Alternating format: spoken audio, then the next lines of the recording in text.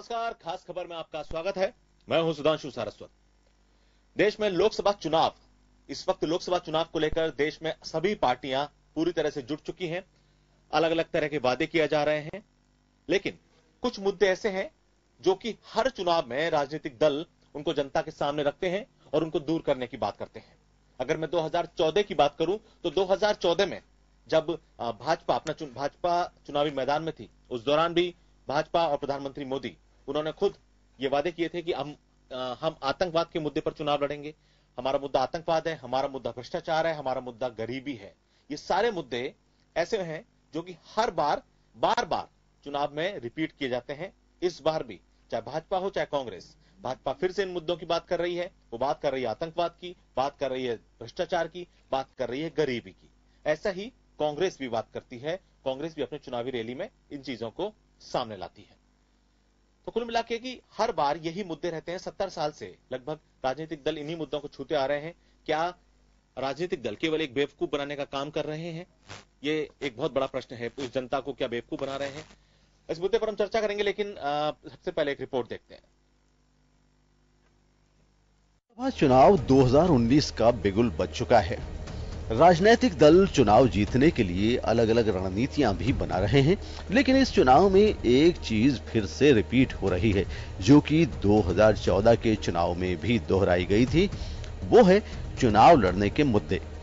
ये मुद्दे आज भी आतंकवाद, गरीबी और भ्रष्टाचार हैं। इन्हीं मुद्दों को आज के प्रमुख राजनीतिक दल दोहरा रहे हैं।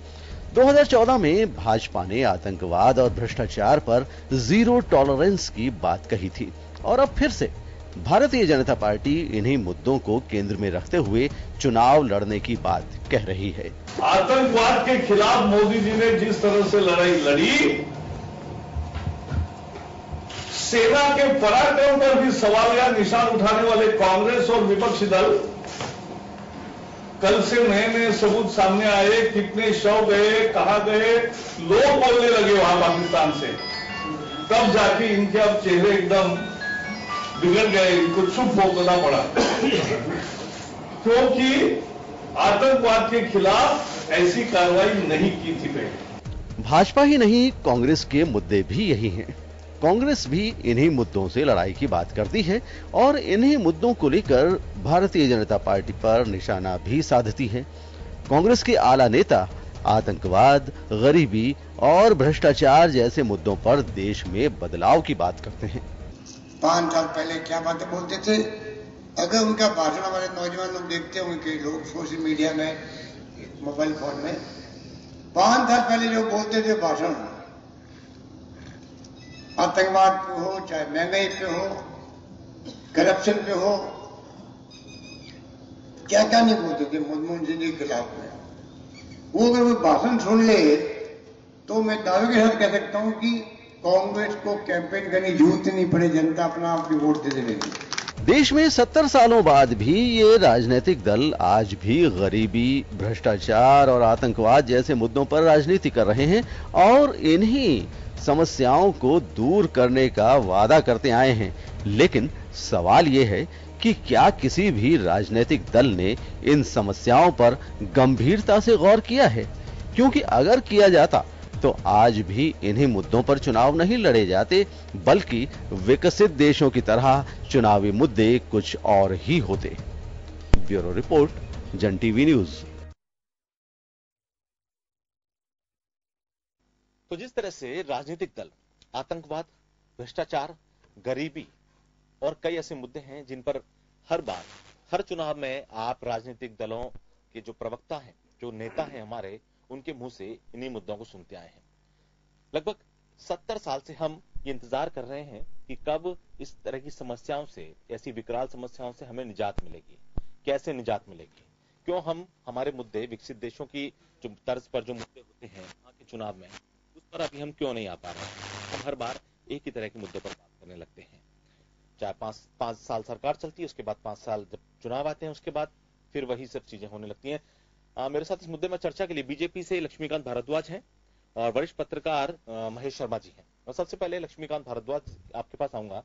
लक्ष्मीकांत जी, देखिए, इसको मैं पॉलिटिसाइज नहीं करना चाहता कि बीजेपी ऐसी बात कर रही है कि आतंकवाद, गरीबी हमारे प्रमुख मुद्दे हैं, 2014 में भी बीजेपी बात ने कहा था। अब ये संभव है कि जिस तरह की हिंदुस्तान की स्थिति है उसको मिटाना बहुत आसान नहीं है, ये साफ दिखता है। ये प्रैक्टिकल बात करता हूं मैं। लेकिन आपको नहीं लगता कि क्या 70 सालों में इन्हीं मुद्दों पर हम बात कर रहे हैं, बीजेपी बात कर रही है, कांग्रेस भी जब अपनी चुनावी रैली में बात करती है तो इसी तरह की बात कर, वहां के नेता, उनके नेता भी इसी तरह की बात करते हैं। क्या ये केवल एक भ्रम डालने की स्थिति है जनता में किसी भी दल द्वारा? राजनीतिक दल क्या गंभीर नहीं है इन मुद्दों को लेकर? नहीं, देखिए ऐसा नहीं है कि मुद्दों पे और पे भी बात होती है, लेकिन इनको भी नहीं छोड़ा जा सकता। ये भी देश के लिए बहुत जरूरी है और सीधे आम जनता से जुड़े हुए मुद्दे हैं। अगर आप आतंकवाद की बात करेंगे या गरीबी की बात करेंगे तो इस देश में ये मुद्दे तो बहुत स्वाभाविक हैं। 70 साल की आजादी के बाद भी अगर ऐसी चीजें इस देश में चल रहा है तो, लेकिन आप देखेंगे कि ये जो 5 साल की हमारी सरकार की हम बात करें, 5 साल में हमारी सरकार है, उसके पहले आप देखें देश में ऐसा कौन सा शहर था जब बम धमाके नहीं हुए, जहाँ सिविलियंस की जान नहीं गई, निर्दोष लोग मारे नहीं गए। देश एक तरीके से बारूद के ढेर पर बैठा। देश की राजधानी में बम धमाके एक बार नहीं कई बार हुए। देश की आर्थिक राजधानी मुंबई में कई बार धमाके हुए। यहाँ तक कि हमारे जयपुर शहर में भी बम धमाके, सीरियल ब्लास्ट करके 70 लोगों को मारकर आतंकी चले गए। और ऐसा पूरे देश का ऐसा कोई कोना नहीं, केरल से लेके गुवाहाटी तक और गुवाहाटी से लेके कश्मीर से लेकर गुजरात तक, ऐसे जिस जगह को इन्होंने छोड़ा नहीं। लेकिन आज आप देखिए परिस्थितियां बदली हैं। जहां से आतंकवाद शुरू हुआ था, आज आतंकवाद वहां पर सिमट कर रह गया है। केवल कश्मीर में और बॉर्डर एरिया को छोड़कर दिया जाए तो पूरे देश में इस 5 साल में ऐसी कोई घटना नहीं हुई जो आतंकी घटना पाकिस्तान प्रायोजित कही जा सकती हो। इसलिए स्थितियां बदली हैं और काम करने से बदलती भी हैं। और निश्चित ही कोई पिछली सरकार इस पर बहुत सीरियस काम करती तो हो सकता है उनकी सरकार में भी रिजल्ट आते, लेकिन हमारी सरकार ने किया, हर तरीके से किया। देखिए एजेंसियां वही हैं, सेना वही है, सुरक्षा से जुड़े हुए लोग भी वही हैं, लेकिन जरूरी था कि उनके हाथ खोलना, जरूरी था कि उनको काम करने की सहूलियत देना, और वो सरकार ने किया।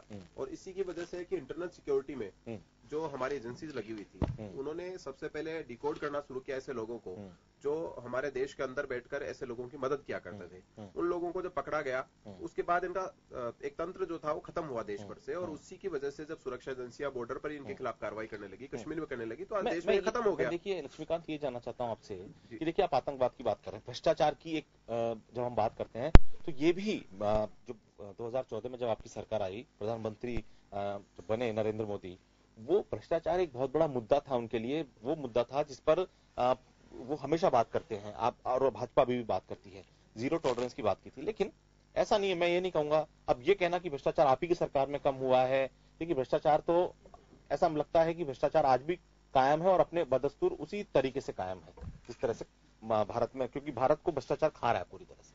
देखिए क्या होता है सर कि भ्रष्टाचार, और मैं इस बात का दावा नहीं करता कि हमारी सरकार में राम राज्य स्थापित हो गया और हमने सब कुछ खत्म कर दिया। मैं इसकी बात भी नहीं करता, और मैं ये भी नहीं करता कि भ्रष्टाचार कांग्रेस सरकार के शुरू से ही शुरू हुआ होगा। वो पहले भी था इस देश में और उसके पहले भी था। लेकिन एक चीज होती है कि जो सत्ता में बैठे हुए लोग हैं, जो सत्ता की शीर्ष पर बैठे हुए लोग हैं, जब वो इस तरह का करप्शन करते हैं तो उसको नहीं रोका जा सकता। वो नीचे से आएगा, नीचे तक आएगा, नीचे ब्यूरोक्रेट्स में आएगा, नीचे के कर्मचारियों में आएगा। ये एक स्वाभाविक प्रक्रिया थी कि जो आज से पहले तक सरकारें होती थी उनमें जो शीर्ष पर बैठे हुए लोग थे वो भ्रष्टाचार किया करते थे, भ्रष्टाचार को सुरक्षित किया करते थे, और उसकी वजह से उनकी ये नैतिक जिम्मेदारी भी अपनी तय कर पाते थे कि नीचे के लोगों को कुछ बोल सके, कह सके। लेकिन हमारी सरकार आने के बाद आप अगर अपने आपको दूसरों को अपने जैसा दिखाने की कोशिश में कुछ आरोप लगाए, वो बात अलग है, लेकिन पूरी सरकार के 5 साल गुजर जाने पर भी आप एक सीरियस आरोप पूरी सरकार के, ना किसी मंत्री पर, ना किसी देश की सरकार के किसी ब्यूरोक्रेट पर लगा पाए। ठीक है, मैं दोबारा आऊंगा आपके पास।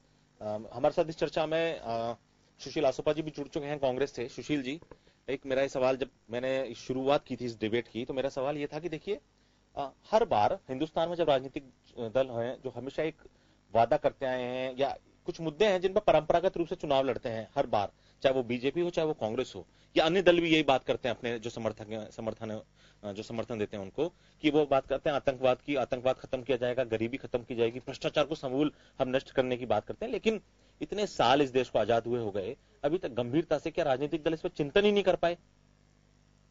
नहीं, ऐसा हो ही नहीं सकता कि एक लोकतांत्रिक व्यवस्था में कोई सरकार इस पर चिंतन नहीं करे, क्योंकि लोकपाल कानून जो है वो चाहे कितने ही साल लग गए उसको, कोई दबाव आए या ना आंदोलन चला, कुछ भी हुआ, लेकिन एक लोकतांत्रिक सरकार, कांग्रेस की सरकार ने आगे बढ़ के उस आंदोलन की एक कमेटी के साथ बैठ करके जो जो उन्होंने सुझाव दिए उन पे सरकार में चर्चा करके और सख्त लोकपाल कानून बनाया।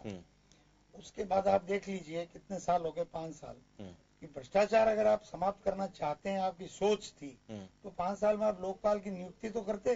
पर 5 साल में लोकपाल की नियुक्ति नहीं करना ये दिखाता है, स्वयं सिद्ध करता है कि भ्रष्टाचार के प्रति जीरो टॉलरेंस का जो बात ये किया करते थे प्रधानमंत्री नरेंद्र मोदी जी, उस पे 100% टॉलरेंस है। पहली बात, अभी आपकी ये जो डिबेट है, जैसा मुझे आपने बताया था कि साहब प्रकाश जावड़ेकर जी ने कल जो यहाँ प्रेस कॉन्फ्रेंस की थी उसके संदर्भ में है, तो मुझे नहीं समझ में आता कि आतंकवाद और भ्रष्टाचार के साथ साथ बेरोजगारी और किसानों की समस्या, ये मुद्दा क्यों नहीं है उनके लिए चुनाव का। क्यों कि बेरोजगारी को लेकर के अभी एक वो जो आपकी मुद्रा योजना की रोज बात करते हैं हमारे भाजपा के साथी, बड़ी अच्छी बात है। मुद्रा योजना में लोन दिया होगा, औसत किसी राज्य में 27,000 प्रति व्यक्ति है, कहीं 33,000 है, कहीं 23,000 है। पूरे भारत का औसत करें तो शायद वो 42,000 है प्रति व्यक्ति। लेकिन उसकी भी एक आंकड़े लेबर ब्यूरो ने सर्वे कर लिया है कि साहब उससे रोजगार कितना सर्जन हुआ, क्योंकि वो तो सीधे आंकड़े के नाते इतने करोड़ को दे दिया तो इतने करोड़ को रोजगार हो गया। तो लेबर ब्यूरो की वो जो रिपोर्ट है वो ऑन रिकॉर्ड ये आ गई है कि चुनाव के बाद रिलीज होगी। इसका मतलब सरकार कुछ न कुछ हाइड करना चाहती है बेरोजगारी के फ्रंट पे, और जो साफ दिखाई दे रही है सीएमआई एक ऐसी एजेंसी है जो ये कहती है, जिसको फंडिंग भारत सरकार भी करती है, उसमें कह रही है 2.2 से 7.2 हो गई %। और ऐसे ही आपके किसानों की जो स्थिति 42% आत्महत्याएं बढ़ी है, और उसके कारणों की तह में जाने की बजाय जैसे वो बाटा की रेट लिस्ट लगती है वैसे एमएसपी की रेट लिस्ट जरूर टांग दी, उस पे किसान को मिल नहीं रहा है उसका फसल का दाम। इस वजह से ये सारी स्थितियां हुई।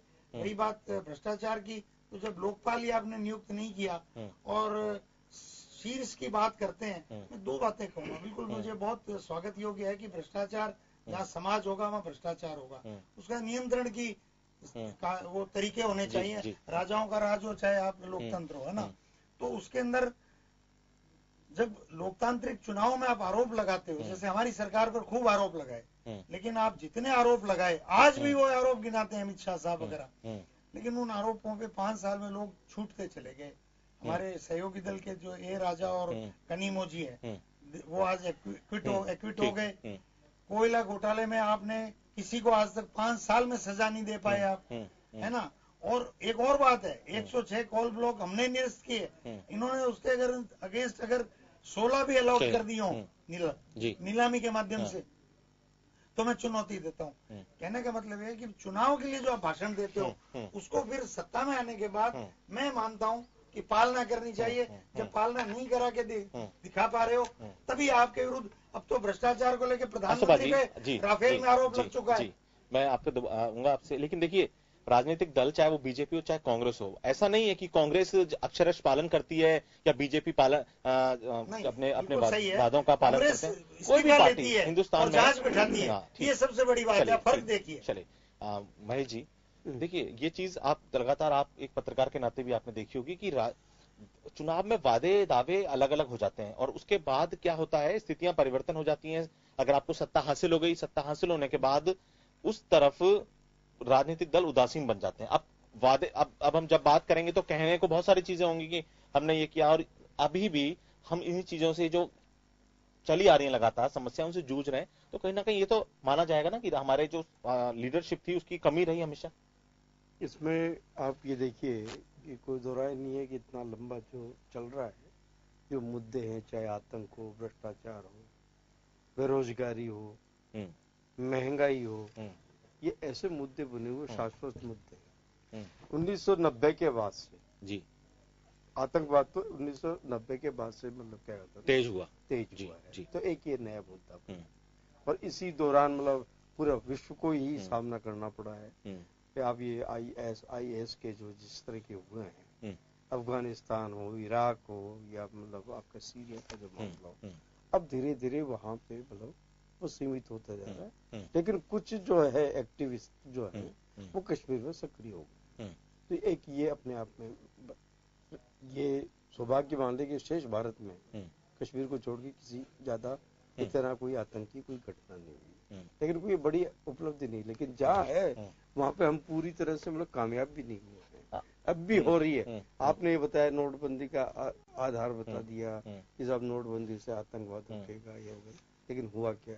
आतंकवाद में तो कोई कमी नहीं है। उसके बाद में सबसे बड़ा हमला एक उड़ी भी हुए हैं, और उसके बाद में पठानकोट भी हुआ है, उरी भी हुआ है, पुलवामा भी हुआ है, उससे पहले जब हमने बर्मा में स्ट्राइक की थी। ये जो चीजें हो रही है तो कहीं न कहीं कुछ न कुछ बात है अभी नहीं, जो समूल अभी नष्ट नहीं हुआ, खत्म नहीं हुआ। और जब तक भारत पाकिस्तान में चूंकि ये कश्मीर का मुद्दा कोर इशू है, वो छद्म युद्ध कर रहा है, वो उसकी नीति बराबर बनी रहेगी। बाकायदा पाकिस्तान में तो हालत ये है कि एक बाकायदा कश्मीर का शेल बना हुआ जी सरकार की ओर से बनाया जाता है, और उसमें यही तय की जाती है, और इन्हीं को इम्प्लीमेंट करने के लिए सेना के रूप में दूसरे सैनिक छद्म जिसे बोलते हैं ना, उनको अलग अलग धार्मिक संगठन बना करके उनको दे दिया जाता है, और वो अपने आतंक का करते हैं। तो जब तक इसके लिए ठोस नीति न बनेगी, मैं जानना चाहता हूं आतंकवाद को खत्म करने के लिए वादे खूब होते हैं। आपके भ्रष्टाचार को भी रोकने की बात हो रही है, क्या भ्रष्टाचार समूह तो अभी खत्म नहीं हुआ? और इसके अलावा क्या कहते हैं, महंगाई भी बढ़ी रही है। आप ये नहीं कह सकते कि आप, क्योंकि पेट्रोल और डीजल के जो दाम है वो विदेश में जितना इनके मतलब कमी आई है अंतर्राष्ट्रीय स्तर पर, लेकिन हमारे उसके मुताबिक आम आदमी को नहीं मिल पाया है। और उसी तरह से ये जो चीजें जो लगातार सतत ऐसा जो है आम आदमी से छूने वाली चीजें हैं, वो एक निश्चित हर 5 साल बाद वो ही बनती है। विकास जो है, मैं जानना चाहता हूँ कि ये मुद्दे हर बार बने हुए हैं, हर चुनाव में हर बार राजनीतिक दल इन मुद्दों को लाते हैं और जनता समझती है कि अब ये चीजें दूर होंगी। तो कहीं ना कहीं देखिए लीडरशिप कहीं ना कहीं उन चीजों को, ये कमी तो है ना, जब ये मुद्दे अभी भी बने हुए बरकरार, हिंदुस्तान अभी भी इन चीजों से जूझ रहा है। देखिए आतंकवाद से दुनिया जूझ रही है, समझता हूं मैं, भ्रष्टाचार, गरीबी, ऐसी चीजें हैं कि ये बहुत हद तक दूर की जा सकती थी। देखिए इसके लिए जो है ना, जहां तक ये चुनावी मुद्दे बेशक बनते हैं, अगर इनकी जड़ में जाए तो बहुत सी चीज आती है। कि एक तो यह है कि सबसे कि अगर विकास की बात करते हैं तो विकास का जितना भी कुछ है वो विकास आपको इसलिए नहीं, आप नहीं जुड़ पाएंगे क्योंकि आपकी आबादी बढ़ रही है। इस आबादी पे मतलब क्या होता है, कोई सोच नहीं रहा, चाहे वो बीजेपी हो चाहे कांग्रेस हो, दोनों मतलब वादा करते हैं मतलब ये विकास करेंगे। विकास करने के बाद में इतना लाखों करोड़ों रुपए खर्च करने के बाद में विकास नहीं मिल पा रहा है। क्यों नहीं मिल रहा? क्योंकि हमारी जनसंख्या का नियंत्रण नहीं है।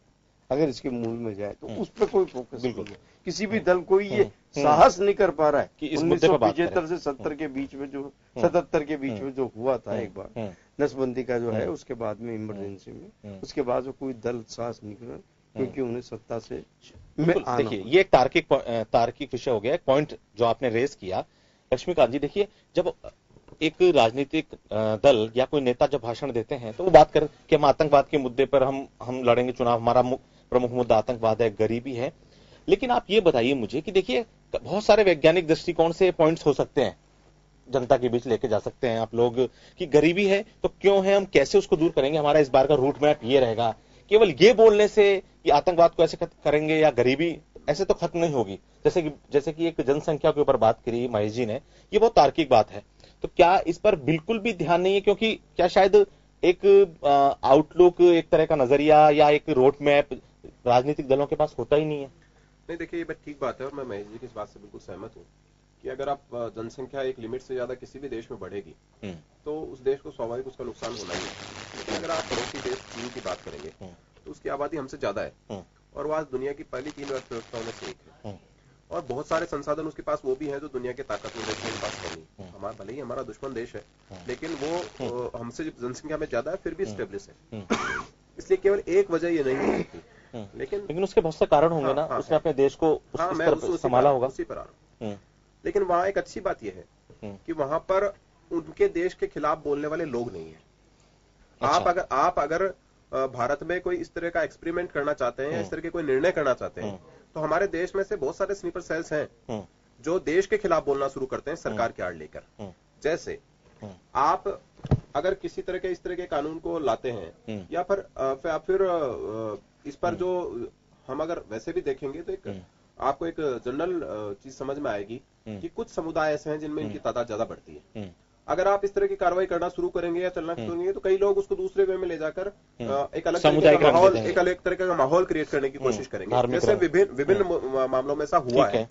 लेकिन फिर भी मैं गांव का आदमी हूं, मैंने गरीबी अपने आसपास खूब देखी है, इसलिए गरीब को जो सबसे पहले चीज चाहिए होती है वो रोटी कपड़ा मकान चाहिए होती है।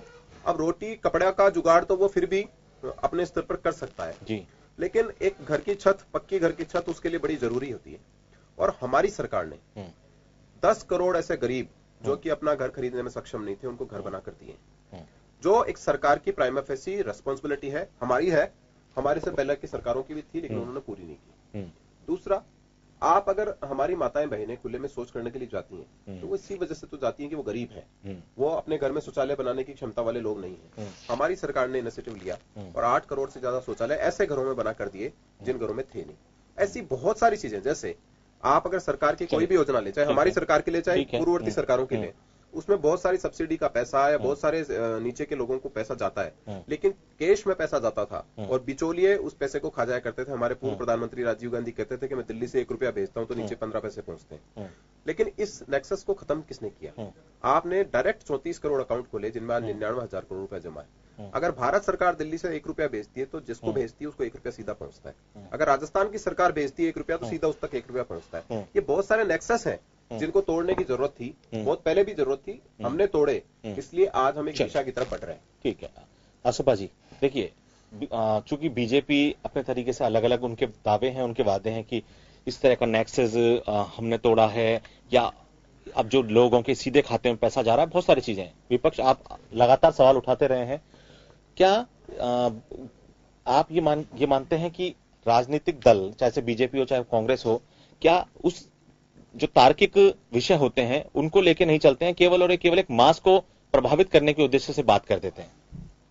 क्या आप चुनावी मुद्दों की बात कर रहे थे जिसमें मूल में आतंकवाद और भ्रष्टाचार, गरीबी, बहुत सारी चीजें थी। ठीक है, कोई अर्ज नहीं है, मैं एक एक लाइन में सारी बातें कहता हूँ। डायरेक्ट बेनिफिट ट्रांसफर जो है उसकी आप देख लीजिए, what is date of initiation of this, कब शुरुआत हुई भारत में, उसको उठा लीजिए, वो ऑन रिकॉर्ड है, उसको सार्वजनिक कर दीजिए, मालूम हो जाएगा किसने शुरू किया, कब शुरू किया और क्या उसके बैकग्राउंड में है, और उसके बाद में क्या सुधार करना है वो हर सरकार का काम है। राजीव गांधी जी ने जो कहा उसको आप गाते रहिए कितने ही साल तक, उसका कोई मतलब नहीं है। उसके बाद की सरकारों ने क्या सुधार किया उसकी बात आप कभी नहीं करेंगे, मत करिए, कोई अर्ज नहीं है। चीन का उदाहरण आप लीजिए, चीन में भारत जैसी विविधता नहीं है, पहली बात। चीन में फासिज्म है, चीन में एक दलीय शासन है। जो भी जिनपिंग नाम क्या है, मोदी जी के दोस्त है, वो 5 बार मोदी जी उनके पास हुआ है, हमारा दुश्मन देश है वो, हमारे साथी कह रहे हैं कि 5 बार चीन की यात्रा करे, एक बार तो उन्होंने बुलाया नहीं तब चले गए और कोई एजेंडा नहीं था, लेकिन कोई बात नहीं, वो मानते हैं। पर चीन में वो जिनपिंग ने आदेश निकाल रखा है कि मैं जीऊंगा तब तक राष्ट्रपति नहीं रहूंगा। भारत में ऐसी व्यवस्था न है, न वो व्यवस्था हमारी संविधान सभा ने उचित समझी, इसलिए वर्तमान संसदीय लोकतंत्र की प्रणाली को हमने अपनाया। अब इसके अंदर जो खराबियां आ रही है या चुनौतियां आ रही है, खराबी चुनौती 2 ही चीज होती है। खराबी तो विद इन हमारे है, चुनौती आउटर फोर्सेस की वजह से होती है, कुछ हमारी खराबियों से जनित होती है। तो सबसे बड़ी चुनौती जैसे आतंकवाद है, तो आतंकवाद पे 2 चीजें इन दिनों में चल रही है। 1990 में जो पांच आतंकवादी रुबैया सईद के बदले में छोड़े गए वीपी सिंह की सरकार में, जिसको भाजपा बाहर से समर्थन दे रही थी, उसमें से 2 मकबूल भट्ट के भाई थे। मकबूल भट्ट को फांसी की सजा दी गई 11 फरवरी 1984 को, जब इंदिरा गांधी प्रधानमंत्री थी, और जम्मू कश्मीर की आजादी की वो मांग करते हुए 2 लोगों की हत्या कर दी थी और उनको त्वरित उस पर होकर के फांसी हुई। फिर 1999 में मसूद अजहर का हुआ मामला, आतंकवादियों का आपने छोड़ा, आज वो मसूद अजहर ही हमारे लिए एक समस्या बना हुआ है। अजीत डोभाल जो है नेगोशिएटर थे, वहाँ कंधार हवाई अड्डे पे नेगोशिएशंस कर रहे थे, तो उनसे बाद में इंटरव्यूज आ रहे हैं, उनके ऑन रिकॉर्ड उनके मिले हुए हैं इंटरव्यू। उन्होंने कहा है कि यूपीए की जो इसके हाईजैकिंग की जो नीति है वो करेक्ट है कि भाई कोई समझौता नहीं होना चाहिए, लेकिन वो पॉलिटिकल डिसीजन था, मतलब उस समय की पॉलिटिकल डिसीजन को क्वेश्चन किया आज के सुरक्षा सलाहकार ने। भ्रष्टाचार को लेकर के 2 बातें, अब मैं खुल के कहता हूं, अपनी ओर से बढ़ा आगे चल के कहता हूं। कल राहुल गांधी जी से चेन्नई में एक कॉलेज छात्रा ने पूछा कि रॉबर्ट वाड्रा के बारे में आप क्या कहते हैं, तो उन्होंने साफ गोई से कहा कि रॉबर्ट वाड्रा, मैं पहले भी कह चुका ऐसा, उन्होंने कहा रॉबर्ट वाड्रा पे कानून के अनुसार आप जांच करिए, लंबे समय तक खींच के करिए, कम समय में करिए, जांच करिए, लेकिन वो आप सेलेक्टिव नहीं हो सकते। अगर प्रधानमंत्री पे आरोप लग रहे हैं तो राफेल की भी जांच खुले मन से होनी चाहिए और खुले तरीके से होनी चाहिए और ट्रांसपेरेंट होनी चाहिए। ये जवाब दिया उन्होंने। ऐसी जिम्मेदारी कहाँ आ रही है, अकाउंटेबिलिटी कहाँ आ रही है? वसुंधरा जी पे खान घोटाला के आरोप लगे, ईट एंड ड्रिंक के शिवराज सिंह पे लगे, चावल घोटाले के रमन सिंह पे लगे, और उस पर 6300 करोड़ का तो टेंडर अभी निरस्त किया है पंकजा मुंडे का। सुप्रीम कोर्ट ने चलता टेंडर निरस्त किया है कि आपकी कंडीशंस जो है वो ट्रांसपेरेंट नहीं थी, भेदभावी थी, बड़ी कंपनियों को लाभ देने वाली थी, और राशन कांड है वो, राशन घोटाला है वो। चलिए आप कुछ कहना चाह रहे थे, आप जवाब दे दीजिए। देखिए, 3 बातें इन्होंने कही, मैं तीनों का जवाब दूंगा। पहला, इन्होंने चीन पे कहा, और चीन पे इन्होंने ये कहा कि जो चीन के अभी आज के राष्ट्रपति हैं, उनसे भारत के प्रधानमंत्री 5 बार मिले। देखिए, वो एक देश के राष्ट्राध्यक्ष हैं, और सर आपने दुश्मन कहा, इसलिए मैं नहीं बोल रहा, आपने दुश्मन देश बोला, मैं उसका जवाब दे रहा हूँ आपको, उसका जवाब दे रहा हूँ। 5 बार मिले, 5 बार में 3 बार मोदी जी गए, 2 बार वो यहाँ पे आए, और एक देश के राष्ट्राध्यक्ष दूसरे देश के राष्ट्राध्यक्ष से मिलते आए, 50 बार मिलते। लेकिन डोकलाम हुआ था, आपको याद होगा, डोकलाम में हमारे सैनिकों के साथ चीन के सैनिकों की महीने 1.5 महीने तक नोकझोंक चली, बड़ी अच्छी वाली चली, और चीन को पीछे हटना पड़ा। उस डोकलाम के दौरान मनमोहन सिंह जी और राहुल गांधी छुप छुप कर चीन के राजदूत से मीटिंग किया करते थे। वो क्या रहस्य था? मेरी बात का जवाब दे रहा हूँ। दूसरा, राहुल गांधी जब मानसरोवर की यात्रा पर गए, मानसरोवर किधर पास ये आप सर, मैं आपकी बात नहीं काट रहा था, नहीं, मुझे 10 सेकंड दे दीजिए, मैं दे रहा हूँ। फिर जब वो मानसरोवर गए राहुल गांधी जी, तब भी ये स्पष्ट है कि वहाँ चीन के मंत्रियों से बिना भारत सरकार की जानकारी के वो मिलकर आए। क्या रहस्य? दूसरा बात अभी जो इन्होंने कही कि राहुल गांधी जी ने कॉलेज की एक छात्रा के सवाल के जवाब में रॉबर्ट वाड्रा पे सवाल किया।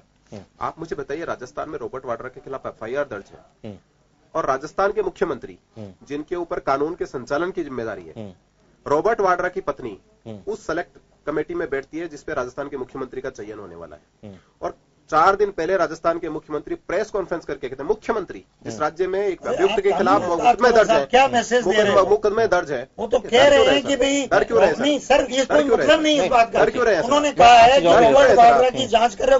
अरे सुनिए ना सर, डर क्यों रहे हो? डर पे जवाब दे रहा हूँ सर, उसका भी दे रहा हूँ। राजस्थान के मुख्यमंत्री जिनके ऊपर जिम्मेदारी है कि वो राजस्थान के लोगों की रक्षा करे, कानून की रक्षा करे, वो राजस्थान के मुख्यमंत्री 5 दिन पहले प्रेस कॉन्फ्रेंस करके ये कह रहे हैं कि रॉबर्ट वाड्रा को फंसाया जा रहा है। दूसरी बात, इन्होंने कहा कि प्रधानमंत्री के ऊपर सुनिए ना सर, अगर ईडी जांच करने आएगी राजस्थान में, सीबीआई जांच करने आएगी राजस्थान में, अरे सुनिए ना सर, राजस्थान में ईडी जांच करने आएगी, राजस्थान में सीबीआई जांच करने आएगी, तो राजस्थान के मुख्यमंत्री की सहयोग की जरूरत नहीं है क्या? आप कैसी बात करते हैं? और लास्ट में राफेल पे बात की, राफेल 10 सेकंड सर, राफेल पे इन्होंने राफेल की बात की। देश में सर्वोच्च न्यायालय है, उस सर्वोच्च न्यायालय ने कहा कि राहुल गांधी झूठे हैं। केवल अरे पूरा जो रिजल्ट है उसका, उससे राहुल गांधी झूठे हैं, राहुल गांधी झूठे हैं। और ये तय है कि केक ने जिस केक ने आपके घोटाले की बात नहीं की, आपके एजी ने कहा, एक मिनट सर, आपके एजी ने कहा कि दस्तावेज चोरी हो गए पहले, उसके बाद कहा कि उसकी फोटोकॉपी कर ली। तो शर्मनाक बात तो आपकी सरकार के लिए हुई थी ना। शर्मनाक की बात इससे ज्यादा क्या होगी कि सुप्रीम कोर्ट ये कह रहा है कि रक्षा मंत्रालय के जिस चीजों पर आरोप लगाए गए वो सारे खारिज है। शर्मनाक बात तो इस पर है ना सर, शर्मनाक बात देखिए, आप अपनी तरफ से तय नहीं करेंगे शर्मनाक बात क्या है। घुमाइए मत चीजें, शर्मनाक बात नहीं। देखिए प्लीज, आप लोग तय करते हैं ना। देखिए सर, बीजेपी भी तो तय करती है कि सवाल पूछा तो आप ये गलत सवाल पूछा, आप देशद्रोह की बात करते हैं। देखिए, हमने देशद्रोह की बात नहीं की आपसे, आपके सवाल का जवाब मैं आपकी बात कर रहा हूँ, मैं ये कह रहा हूँ राफेल पे राहुल गांधी झूठ बोल रहे हैं, और उसकी वजह केवल ये है कि आज तक जितने लोग जितने रक्षा सदस्य हुए, सोनिया गांधी और राहुल गांधी को कमीशन मिला था, इसमें कमीशन नहीं मिला। बस इतनी तो बात है, इससे ज्यादा कोई बात नहीं है। तो इस वक्त लोकसभा 2019 में लगातार बात हो रही है आतंकवाद, और आने वाले समय में भी जो नेता हैं वो यही बात करेंगे कि आतंकवाद, गरीबी, भ्रष्टाचार, महंगाई, बेरोजगारी, इन सब मुद्दों की बात करेंगे। आज ही से नहीं, पिछले कई सालों से इस देश में इन्हीं मुद्दों की बात हो रही है। लेकिन सबसे बड़ा सवाल है कि इन पर गंभीरता से काम करना होगा, चाहे सरकार किसी भी पार्टी की हो, चाहे बीजेपी की हो, चाहे कांग्रेस की हो।